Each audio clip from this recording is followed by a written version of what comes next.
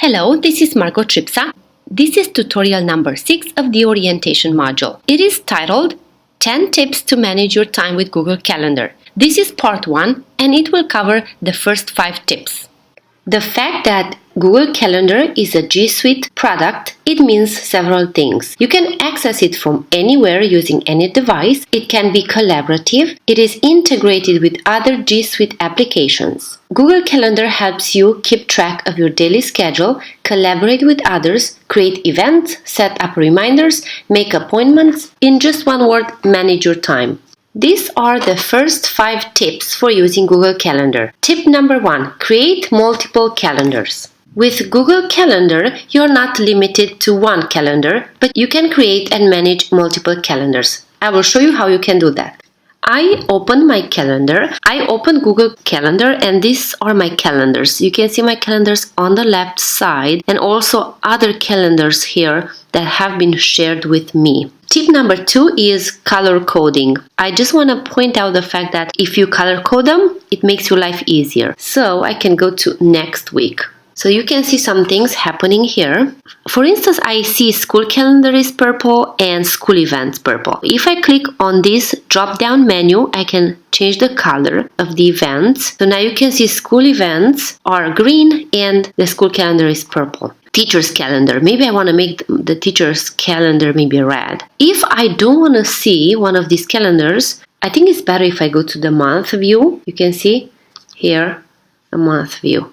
Okay, holidays in Qatar is the dark green right here. So if I click on it, it disappears. If I click back, it shows up. I'll go back to the week view. The one that shows up by default is at the top. I have also a personal calendar. So to create a calendar, all you need to do is go here, access the drop-down menu, and it says create new calendar. It can be personal or it can be a business calendar. You just click on it, you give it a name like PLC. You add a description here, make sure the time zone is set to where you live, and then you can share the calendar with other people if you want, or you can make it public. And then the last thing would be create calendar. Because I don't want to create it, I'm just going to hit cancel. I already have too many calendars.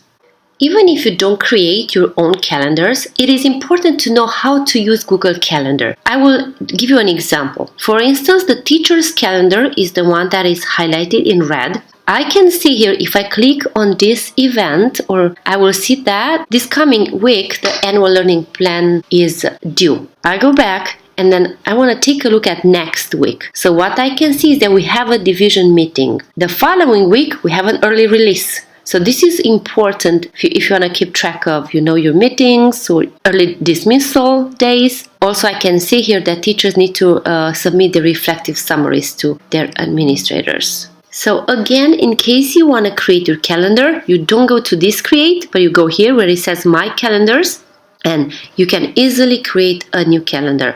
Once you create your calendar, it will show up here in the my calendars list. Tip number 3 is collaborate. This is my calendar. I will show you how you can collaborate. Collaboration is at the heart of G Suite. And G Suite allows you to share your calendar with others. To access the sharing settings for one of your calendars, click on the triangle that appears next to a calendar's name when you hover over it. If I want to share, for instance, this calendar, you can see that you can hide this calendar from the list. You can access the calendar settings, or you can share this calendar. You click on share this calendar and then you can share it with whoever you want, or you can even make it public. If you want to share it with specific people, you just include their email address here. You can also set the permission. Once you click on permission settings, you will see that you can allow the person who you share the calendar with to make changes and manage sharing, just to make changes to events, to see all the events details, or to just see when you're free or busy. Okay, and the next thing you would do would be to save your calendar.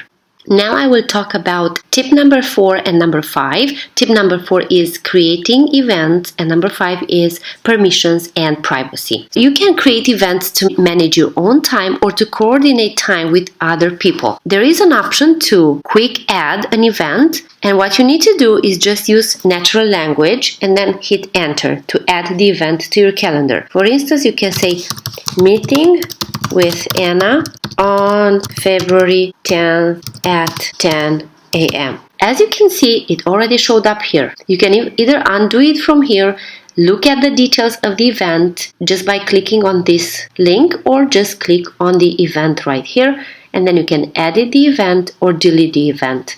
If you want to see what it looks like, you can just open it up, and then the most important thing is to make sure that you edit the event to the right calendar. This is my default calendar, so that's why it shows up there. If I like it, I hit save, but if I want to change my mind, all I need to do is just delete and it will go away. If you don't want to use the quick add option, then you just hit create. And then the first thing you need to do is name your event. So maybe you want to say parent-teacher conference. You need to choose a time. And if you want to choose 3:15, you can do that as well. 3:45. Make sure the time zone is set up correctly. And then the location. You need to add the location so that person knows where to meet you. Okay. And then you can add a description if you want. In the description box, you can just add your agenda, topics, whatever you want to talk about. You can also add an attachment, and you can also color code the event if you would like to. Notifications, I think this is important, so to make sure you will remember, and also the person who you share this event with will also get a notification. Make sure you add it to the right calendar. Again, you can also make it public if you want, or keep it private. If you want to invite a person, then you just type in their email. You can also see here how many people accepted your invitation, how many declined your invitation or said maybe. Then you need to set the permissions. You need to think about whether you want the guests to be able to modify the event, invite others, or just see the guest list. And the last thing you need to do is save. The next question, it will be, would you like for them to receive a notification? You should say yes. And the guests will receive an email letting them know that they've been invited to participate. They would say send. Google Calendar can really help you organize your busy day. It can help you stay current with the events and meetings happening around the school. It can help you collaborate with others. So these were the most important 5 tips about using Google Calendar. In the next tutorial, I will cover the following 5 tips, which are more advanced features of using Google Calendar. Thank you.